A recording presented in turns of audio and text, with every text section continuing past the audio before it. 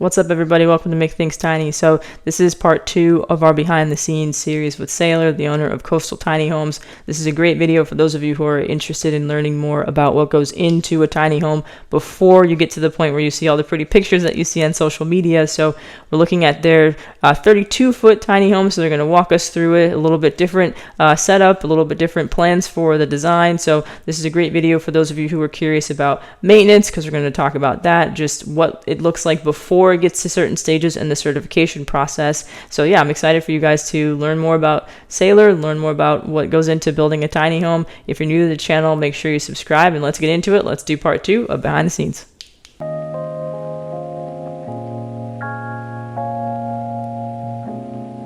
All right, I'm here again with Saylor. Saylor, thank you so much for being back on the channel. I feel like I'm going to be able to say that a lot over the course of the however long my YouTube channel runs for. So happy to have you back again.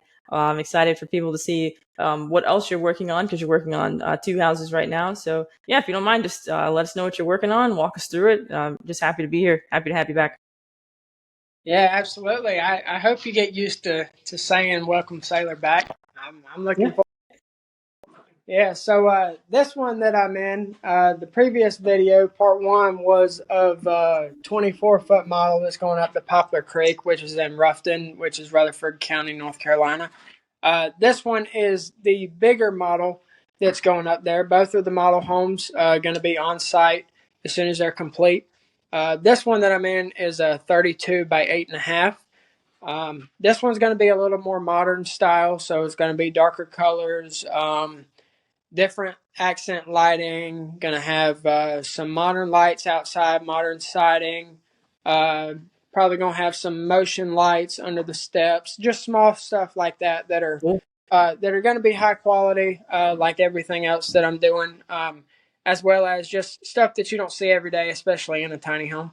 But yeah, to start, yeah, so this one's going to be, this one does not have the windows in yet. It's going to have these black windows, white interior, black exterior. This one has your shed style roof. So versus the farmhouse one, which is a 24-foot going up there, it had a gable roof just to Yeah. give it that more traditional look. Most modern homes you see do have that one pitch or awkward pitch. So this one has that one-sided slope to the back of the home to Got it. Yeah. any rainwater that falls on the roof, push it to the back versus your front, where your entryway is. Um, One thing about this home and some of the other homes that I've done that I wanted to incorporate was this 8-foot mahogany door. It's true mahogany. I'm the only tiny home builder I've ever seen who will put an 8-foot tall door in a tiny house. Yeah. It's all about the natural light and feeling open. So, speaking of natural light, you can see above me, I have not one, but 2 skylights. This one's in the bedroom. The one above me is in the living/kitchen area. Um, but yeah, just doing some modern features, stuff that you don't see every day in these tiny homes, is really what this one is going to be about. You don't really see too many modern homes. Depends on what part of the country you're in, but especially tiny homes, you see them every now and then. But this one's going to be something that's really unique, really different, and it's going to be really cool when it's finished. It looks cool. I like the slope. The sloped roof looks really nice too. Like, I like that one. I've when I worked as a designer, that was something that people really liked a lot. So it's good to know that it's also functional. So it's not just like it looks nice, but it serves a purpose. So that's helpful for people to know too, because I don't think people realize why certain roofs are set up the way they are. I think they just think, okay, this looks nice versus like this one, but they serve a purpose. So that's helpful. Yeah, absolutely. So this home, over to this side, we're going to have a set of stairs. They're not going to be a ladder like that other home. They're going to be legit Okay. stairs, and they're going to have a pretty decent rise over run. Most tiny homes have a pretty steep angle set of stairs. These are going to be about a 35 degrees, so the run where your tread's going to be Okay. is actually a foot deep, and the rise is only about 7.5 to 8 inches. So you really have a good spot to put your foot when you're going up these set of stairs. But also the the loft up here, um, since this home has the shed style roof, the walls are all taller. These walls in here end Okay. up being over 10.5 feet tall. And Okay. so that other Yeah. tiny home was, it only had 8 foot walls because of the Okay. style roof that we did. Mhm. Yeah. So in this one, you'll have more head height in the loft versus Mhm. the other tiny home that you just saw. Yeah. So even though you can't stand up in this loft, it still gives you more room versus the other one. But again, since these are model homes, I wanted to showcase both options. So that way, when custom orders come through, they're not only saying, oh, well, this one had this style roof or this one had that style roof. They have their options. If there's something they didn't like about one, they can take from the other and make it work for their tiny home. Mhm. No, that makes sense. I was gonna ask about the like the floor to ceiling height. So for that one, what is the floor to ceiling height like when you walk in? Is it 10 feet? Yeah, so these are 10-foot studs.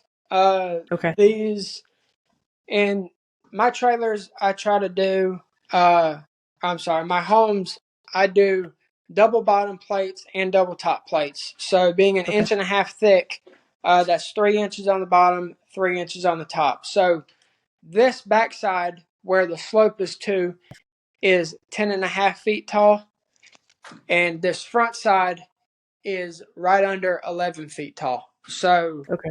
you don't even see this in most traditional homes, but I try to make it work and have been able to make it work in a tiny home. So yeah, this one feels really open. Not only the height in here, but also with all the natural light, with 6 windows throughout, the 6 pane glass, 8 foot door, and 2 skylights. It's not going to lack natural light whatsoever. Yeah, it's really bright. You can tell. And what's the height from the loft to the ceiling? Like for someone that goes up into the loft, like what is the height for them? So this loft from floor to ceiling will be about 42 inches on the backside Okay. and about 45 to 48 inches on the front side. So you're looking at 3.5 to 4 Okay. feet of head height up in that loft. So even though Cool. not a stand unless you're a child, um, plenty Mhm. of room to sit up in bed, not hit your head, or kneel down, crawl around, whatever the case may be. So there is plenty of room without having to really just squeeze yourself up there.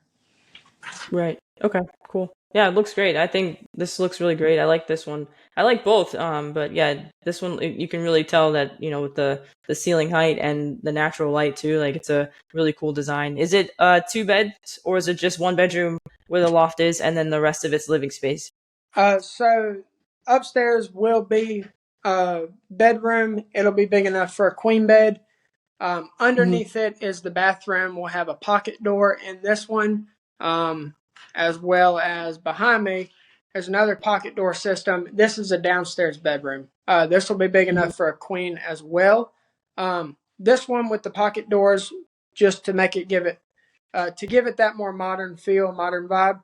That other home, part one, was it had a barn door to the bathroom and it had a traditional interior door to the bedroom. Again, because these are model homes, trying to give as many options and showcase as many options as we possibly can.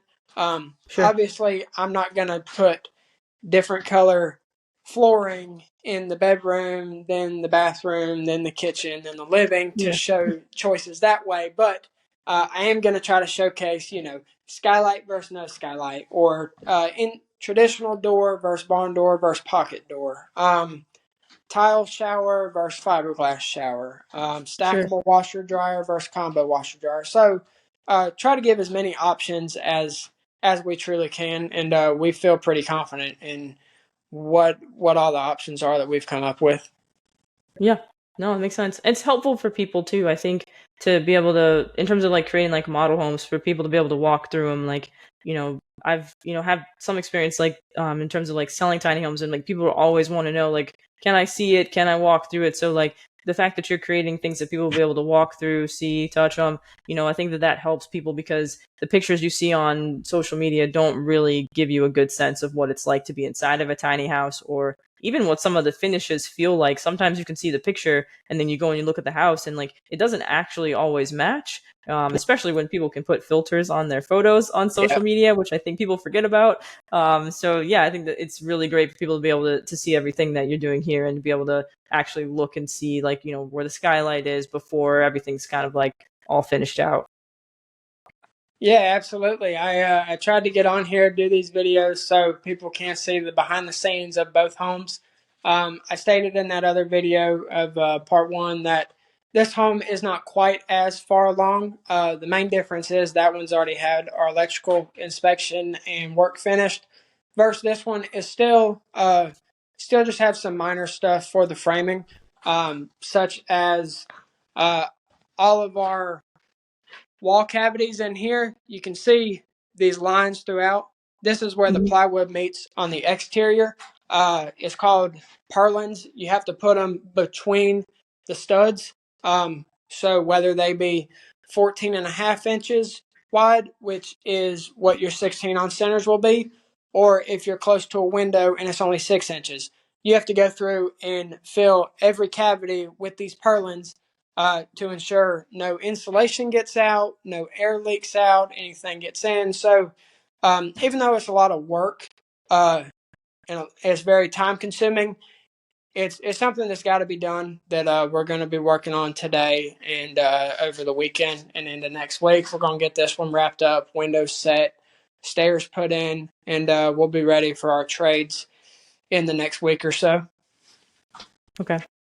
Oh, that's cool. That's good to know. I think it's good for people to see every stage. I don't think you get to see that unless you pay for it first. Like, so Mhm. if you go and you find a builder and you pay for the deposit and all that stuff, maybe you'll get to see some bits and pieces of it here and there, but not every builder lets you see the entire process. So that's another thing that I think people need to be thinking about as they're watching these videos, particularly like yours, is just thinking like types of questions to ask people, different builders. Make sure you can see, the different stages in the process. Don't just like give them the deposit and then just wait for them to ship it to you, because a lot happens between the deposit and the design and like the finished product. So, I think it's good for people to see this so that they can know what to ask, know what to look for. Yeah, absolutely. There's a lot that is behind the scenes that people don't see, but my main thing was I want people to be able to see what's behind the scenes, and even though that's not what you're going to see when you're seeing a finished tiny home, and there's not too much that you can do to really know what's behind the scenes or what's behind the walls when the home is complete and has power on and walls up and floors in and etc. But that's why I'm trying to show that this is a quality built home. This is done the right way. This is done to certifications and standards, and it exceeds those standards. There's no bare minimums about it. But yeah, just trying to showcase what it is I do, the quality of the homes, how they're built. But like you said, people don't always see the behind the scenes stuff unless it's a video like this, or they reach out directly and say, "Hey, I want updates every so often. Send Right. me pictures or videos of the framing." I have seen where some people will post their tiny homes in construction, but people think the home's unfinished, and so it's kind of misleading Mm-hmm. when you look at those posts. They're not selling the home unfinished. They're just trying to show you how it's built. But a lot of people Right. don't read descriptions. A lot of people just look at pictures, and so they immediately say, "Oh, Yep. it's not done. They're selling it as a shell or X, Y, and Z." So just because you see a post about some framing, or you see studs, or you see insulation or wires, whatever the case may be, doesn't mean they're selling it unfinished. they may be advertising it unfinished and want someone to come in, buy it, and they pick the finishes on it. That's an option, but sometimes they're just trying to show how it's built, show that it's quality.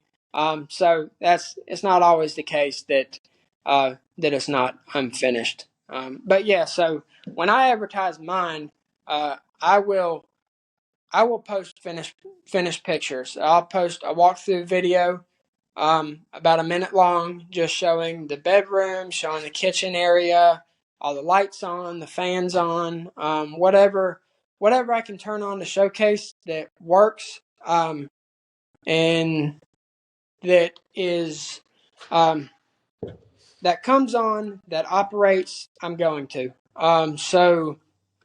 So for me, but I do go through and I take endless amount of pictures and videos for the behind the scenes stuff. So what you're seeing in this video is what my camera roll is full of, just to ensure that, down the road, if the client wanted an outlet added somewhere, I can go through the pictures, find a picture of that location during the rough in, see where the wire is located in the wall, and see about splicing in, fishing the wire down, putting the junction box, everything like that. So it pays off to just take a lot of pictures, take your time, really just pay attention to what you're doing and have those documents to back everything up, because you can't remember where everything is. I'm not going to know, is all my wire run 24 inches from the floor? And at Yeah. some points, it's going to jump up, jump down, whatever the case may be. So it is good to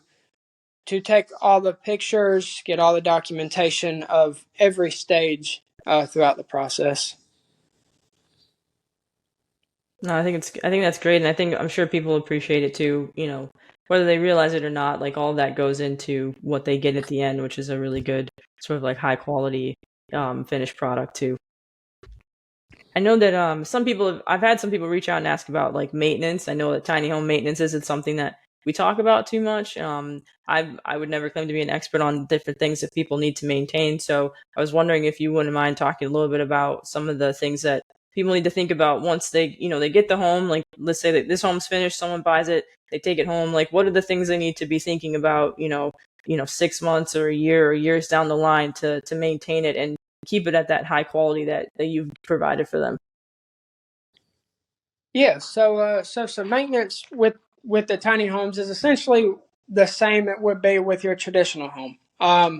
For me, using all the high quality stuff comes with warranties for my appliances, um, water heater, mini Mhm. split, anything like that comes with the warranty. So if anything were to happen, you have a faulty sensor, anything like that go wrong, you have a warranty. A rep can come out, it can be replaced free of charge. But maintenance wise, there's not a ton when it comes to it. Really, the main things would be your appliances, making sure you know they're cleaned properly, making sure they're operating fine from the time you start using it, making sure they're not slowing down, or your fridge is slowly not cooling as it should, or your mini split's not cooling or heating as it should. The biggest thing would be, I would say, is the siding and the material. That goes to the Okay. flashing as well. Obviously, water causes rot. So you got to make sure the homes um, are flashed the right way, to direct water away from the home versus towards the home. But also, the material siding that you use plays a big factor in it, because um, as you know, the sun takes a beating on stuff. So if you use some sort of wood product that is getting a stain or some sort of paint, it's going to fade over time. And so you're going to be resealing, restaining that however so often. There's products that I've used like vinyl siding. I like to use the white vinyl siding. It's not going to fade. It's not going to discolor. If anything, you're going to have to pressure wash it, and that's about it. Versus Okay. Depending on the colors of your choosing with other materials, whether it be hardy, whether it be different brands of hardy like Nichiha or it be LP Smart Side, anything like that, over time the paint can fade. So you may be coming back, touching up little spots, anything like that. But I would say the biggest maintenance thing would be the outside and the appearance of it. Just making sure that that water is flashed away from the tiny home, as well as just that siding material that you choose, the color that you choose plays a factor uh, into how often you're going to have to, whether it be pressure wash or repaint or restain. Just small stuff like that. But when it comes to like the interior stuff, maintenance wise is really there's not too much complexity when it comes to the interiors and the finishes, stuff like that. Flooring you don't really have to worry about other than I guess cleaning up after yourself. My flooring is all pet proof, waterproof, scratch proof, so you don't Oh, cool. necessarily have to um, clean up every time. Obviously, you don't want to spill a drink and leave it there. But if if it does get wet, you getting out of the shower or something like that, it's nothing that you're going to need to replace within a week. It's going to dry up or you're going to dry it up. The floor can take a beating. The walls can take a beating. The ceiling isn't necessarily going to get touched or beat on, but um, the ceilings I used are always, if they're stained, they're coated and sealed, so they have multiple layers on them. But they're also not out in the direct sun, so they're not going to fade. Yeah, it really depends on the quality of the materials. But if you're buying a home from me, then the materials you're getting with all the appliances and anything like that is going to come with the warranty. So if anything were to go wrong, it can simply be fixed, swapped, repaired, whatever it is, and you just carry on. We get that fixed as fast as we can. Get a rep out there to do whatever they need. But yeah, so if you're using not very high quality stuff, there's most likely not a warranty from that manufacturer. Um, Right. so there's not going to be a sales rep in your area, anything like that. So I try to put that high quality stuff just to help with the clients and the buyers, and look out for them in the future. Okay, so that's good to know. So they mostly just need to focus on their appliances, and then the exterior colors matter in terms of wear over time. But that's Mhm. good. That's good for people to know to pay attention to the appliances that are put into their tiny homes and to ask questions about warranties. I think that's important for people to note. Yep, absolutely. Yeah, it's definitely something that you don't always know, but it's good to find out, because not everyone's familiar with the tiny homes or Hmm. knows what goes into them, or with the maintenance. You said you've got a bunch of questions about it, and um, there's more that isn't popping to my head at the moment. But for the most part, because there's not too much involved with the tiny home, um, as well as them getting inspected along the way, making sure all that stuff's done the right way. You don't have to worry about is your framing done right because it's past that inspection. You don't have to worry about your plumbing; it's past that inspection. So, but when it comes to a water heater or a mini split, sensors can go bad, igniter lights can go bad. So, just stuff like that. If you got a good quality brand water heater or mini split or stove or refrigerator, anything like that, warranties can be applied for. All of my stuff, I obviously don't put them in my name or my company's name because I'm not going to be the owner of the home. So what I do is when I get those appliances in, I put them in the file, and whoever's buying the home or touring the home, I can simply sit here, pull it out, show them, say, here's the warranty application for your fridge. Here's it for your washer dryer. Here's it for your water heater. And the list goes on and on. Just so everything that I get that can be looked out for in the future, I make sure to give that person, just give them a heads up. Here's your stuff in case anything goes wrong. It shouldn't, because it's a good brand. It's high quality. But things can always happen. So it's just good for everyone to know that kind of stuff. Just be prepared for it in case, just like your traditional home. There's stuff can happen at any moment, so you just have to try to be prepared for it. Sure. Yeah. No, that makes sense. And I think that's important to know that they take the time to let people know when the appliances come in, like to fill out the warranty. That's something that's really important that people don't want to forget to do. But yeah, it sounds like for the most part, it's relatively low maintenance.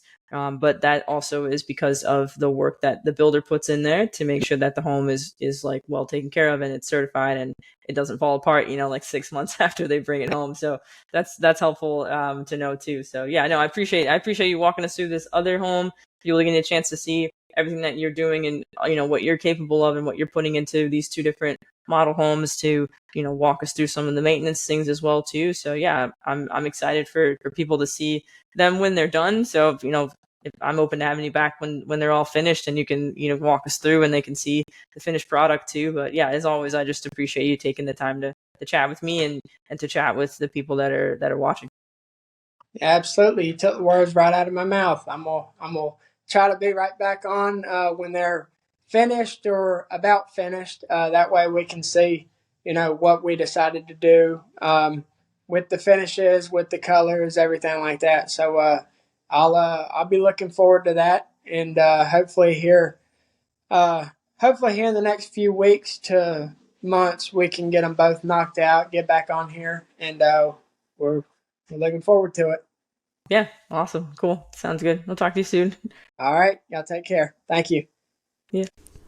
All right, so that was the second part of our behind the scenes series with Saylor. I appreciate Saylor walking us through their 32 by 8.5 foot tiny home, talking about the loft, how they're going to build out the stairs, the design for the stairs, walking through maintenance. I personally didn't know that the color for the exterior of a tiny home affects whether or not it wears and how. So that's a really great tip for me. I'm going to keep that in mind as well too. So make sure you reach out to Saylor if you have questions. Links to their website, social media. Make sure that you reach out and hopefully find your new tiny home. Saylor's got some really great models on their website now and new ones coming up in the future as well too. If you're new to the channel, please do take the time to subscribe. If you haven't seen Saylor's original video, you can check it out here. And as always, don't forget to think tiny. I'll see you guys in the next one.